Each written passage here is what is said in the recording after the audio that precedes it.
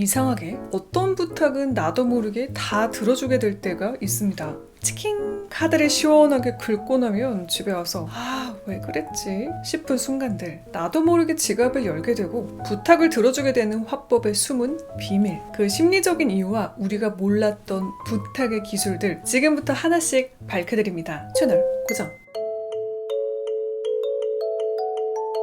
히릿! 안녕하세요, 히렌츠입니다. 오늘은 제 첫 책 할 말은 합니다 중에서 여러분들께 꼭 알려드리고 싶은 부탁의 기술을 가져왔습니다. 이 기술은 빨리 할수록 좋거든요. 두 가지 이유 때문인데요. 먼저 마케팅이나 판매를 하시는 분들을 포함해 누군가를 꼭 설득해야 하시는 분들에게 아주 유용한 화법입니다. 마케팅이나 세일즈에 전혀 관련이 없는 분들은요, 다음의 기술들을 알아두시면 반대로 여러분에게 누군가가 이것을 시도할 때 눈치를 채고 호갱이 되는 일을 피하실 수 있을 겁니다. 왜냐면요, 제가 그랬거든요. 이 부탁의 기술을 몰라서 사이비 종교에게 걸려들었던 저의 썰, 잠시 후에 이어집니다. 그럼 나도 모르게 설득되는 부탁의 기술 첫 번째부터 들어가 볼까요? 1.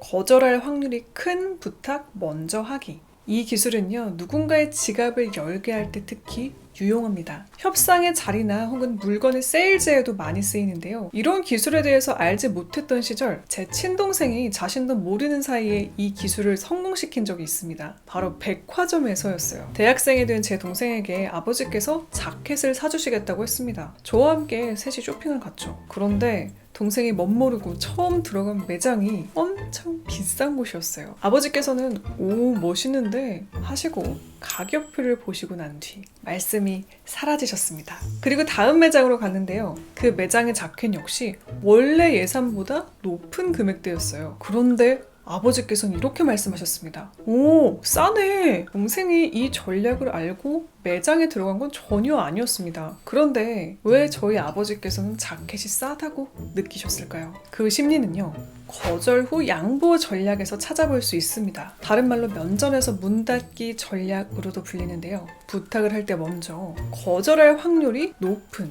큰 부탁을 하면요, 상대의 마음엔 한번 거절을 했기 때문에 미안함이 자리 잡습니다. 때문에 다음 작은 부탁을 들어주고 싶어지죠. 이때 작은 부탁을 하면 승낙을 얻을 확률이 높아지는 거예요. 이는 거절을 당해도 낙심하지 말아야 하는 이유가 되기도 합니다. 거절이 두려워서 제안을 하지 않는 것보다 한번 거절을 당하는 것이 장기적으로 유의미한 결과를 가져다 줄 확률이 높으니 말이죠.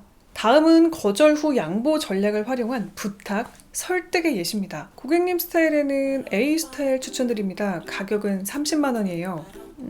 금액이 좀 부담되네요. 그럼 B 코스는 어떠세요? 15만 원인데 가성비가 좋아서 많은 고객님들께서 선호하십니다.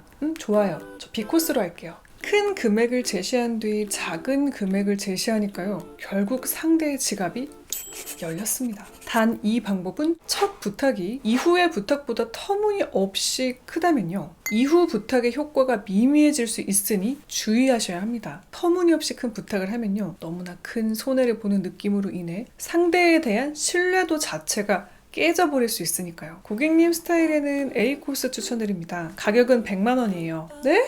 너무 비싸네요. 안녕히 계세요. 거절할 수 없는 부탁의 기술 두 번째입니다. 2. 작은 부탁부터 시작한다.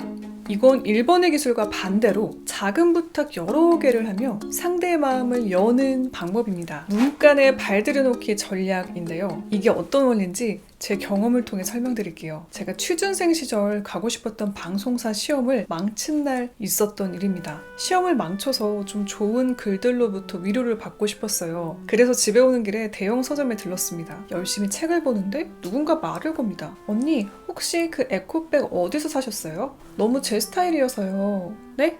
아, 이거 제가 자주 다니는 곳이 있는데요. 그렇게 대화가 시작됐습니다. 그 친구는 자기가 지방에서 올라왔고 혼자 자취를 하고 있다면서 저에게 이런저런 팁을 물어봤어요. 어느 순간 그 친구가 저에게 번호를 물어보는 거예요. 혼자 서울살이를 하는데 종종 이것저것 물어봐도 괜찮겠냐고요. 그래서 아무 의심 없이 연락처를 줬습니다. 그리고 다른 섹션으로 옮겨서 책을 보고 있었는데요. 이번엔 또 다른 사람이 말을 거는 거예요. 그 사람은 제가 읽고 있는 책과 관련해서 가벼운 질문을 했고요. 저는 대답을 해줬습니다. 그렇게 대화가 잠깐 오가고 나서 작은 질문에 답하다 보니 어느새 저는 그분에게 또 연락처를 줬어요. 무엇에 홀린 것처럼 말이죠. 마지막 잡지 코너에 갔는데 이번엔 2명이 말을 겁니다.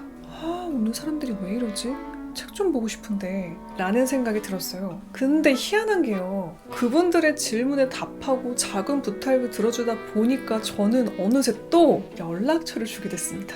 와, 살면서 낯선 사람에게 그렇게 쉽게 연락처를 준 적이 그 전후로 없었습니다. 시험을 망쳐서 아마 될 대로 되라 라는 자포자기의 심정도 있었지만요. 그런데 갑자기 누가 또 저에게 말을 겁니다. 그때 좀 살짝 짜증이 났습니다.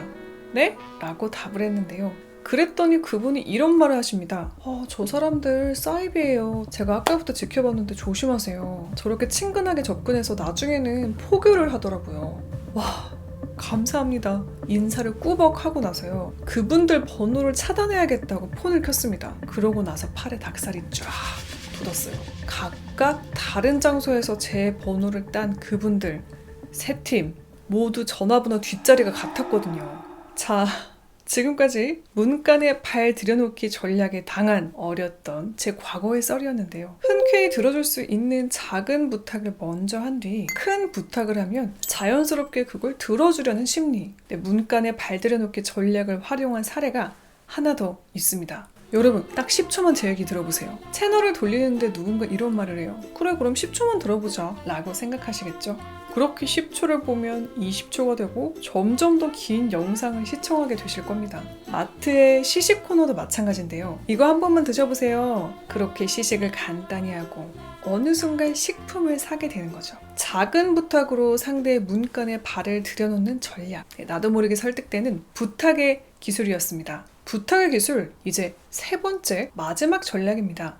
3. 사은품, 도움 주기. 마지막 방법은요, 언어 외적인 기술입니다. 만약 여러분이 누군가의 부탁이나 설득에 나도 모르게 넘어갔다면요, 혹시 상대에게 내가 받은 것이 있는지 한번 떠올려 보세요. 평소에 알던 사람이라면 도움을 받은 적이 있는지, 모르는 사람이라면 공짜 음료수나 사은품처럼 무언가를 받은 적이 있는지 말이죠. 그 이유는요, 바로 상호성의 법칙 때문입니다. 상호성의 법칙은 여러분들께서도 한 번쯤은 들어보셨을 세계적인 베스트셀러 설득의 심리학의 주요한 내용이기도 한데요. 상호성의 법칙은 한마디로 이겁니다. 가는 정이 있어야 오는 정이 있다. 누군가에게 호의를 베풀었다면 상대는 그 호의로 인해 빚진 마음이 들고 언젠가 그걸 다시 갚으려고 하는 심리가 있다는 법칙입니다. 이는 1971년 심리학자 데니스 리건의 실험에서도 나타났는데요. 리건은 실험에 참가하는 대학생 일부에게 공짜 콜라를 권했습니다. 이후 기숙사의 자선 모금을 위한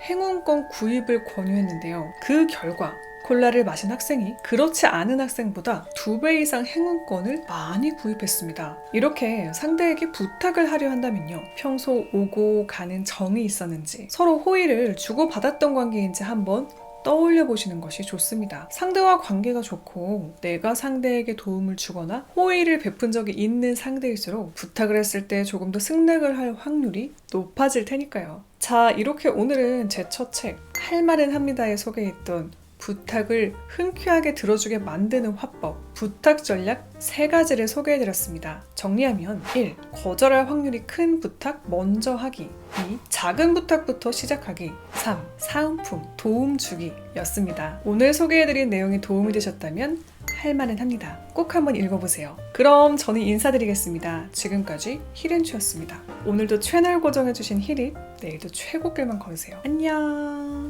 뿅.